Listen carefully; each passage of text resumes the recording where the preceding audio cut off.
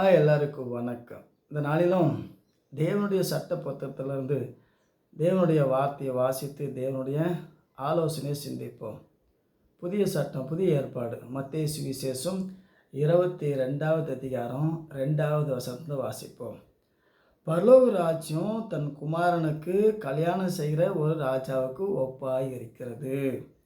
அழைக்கப்பட்டவர்கள் கல்யாணத்துக்கு வர சொல்லும்படி அவன் தன் ஊழியக்காரர் அனுப்பினான். அவர்களோ வர மனதில்லாது இருந்தார்கள்.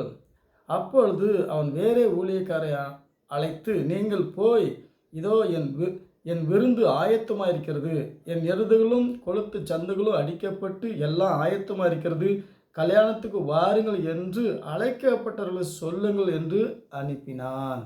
ஆகவே பரலோக ராஜ்யம் என்பது தன் குமாரனுக்கு கல்யாணம் பண்ணுகிற ஒரு ராஜாவுக்கு ஒப்பாக இருக்கிறது. கல்யாண வீடு, அதுதான் பரலோக வீடு. அப்போ தேவன் எப்படியாய் நம்ம புரிஞ்சு கொள்ளுகிற வண்ணமாய் பரலோக ராஜ்யம்னா எப்படி இருக்கும்? அங்கே என்ன நடக்கும்? அங்கே என்ன நடக்கும்? கல்யாணம் நடக்கும். மணமகன் இயேசு, மணவாட்டி தான் சபை. அப்போஸ்தலனாகிய பவுல் சொல்லும்போது 2 கொரிந்தியர் 11:2 கிறிஸ்து என்னும் ஒரே புருஷனுக்கு நியமிக்கப்பட்ட கற்புள்ள கன்னியாய், இயேசு தான் அரசன், இயேசு தான் புருஷன், சபை தான் கற்புள்ள கன்னியாய், ஒரே புருஷனுக்கு நியமிக்கப்பட்ட கற்புள்ள கன்னியாய்.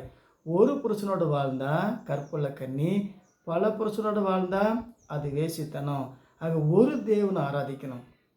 இதுக்கு சாத்தான் என்ன பண்ணால் பல தெய்வ வழிபாடு, காட்டில் ஒரு சாமி, சுடுகாட்டில் ஒரு சாமி, ரோட்டில் ஒரு சாமி, பழத்தில் ஒரு சாமி, மலையில் ஒரு சாமி, இதெல்லாம் வேசித்தனம்.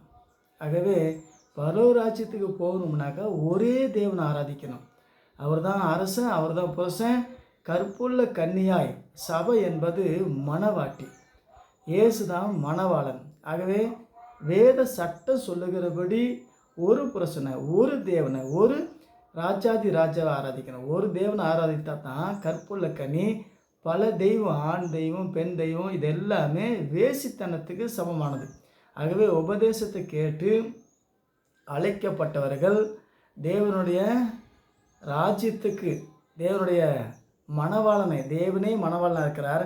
அதே போல் சிநேகிதனே, 12வது வசனம், சிநேகிதனே நீ கல்யாண வஸ்திரம் இல்லாமல் இங்கே எப்படி வந்தா என்று கேட்டான். அதற்கு அவன் பேசாமல் இருந்தான். அப்பொழுது ராஜா பணிவிடைக்காரனை நோக்கி, இவனை கையுங்காலும் கட்டி கொண்டு போய் அழுகையும் பற்கடிப்பு உண்டாயிருக்கிற புறமான இருளே போடுங்கள் என்றார்.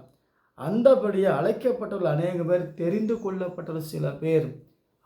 தேவன் அழைக்கிறார். எதுக்கு? மணவாட்டி அழைக்கிறார்.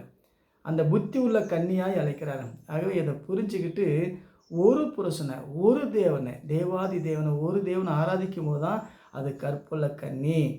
பல தெய்வ வழிபாடு அது வேசித்தனம். ஆகவே இன்றைக்கி சாத்தானுடைய உபதேசத்தை கேட்டு எல்லா சாமி, எந்த சாமி, ஒன்று சாமி இல்லை, ஒரே சாமி, இயேசு சாமி. அதை அறிந்து புரிந்து மணவாட்டியாய் நித்திய விவாகத்துக்கென்று உன்னை நியமித்தேன். ஓசியா 2:19 பழைய சட்டம்.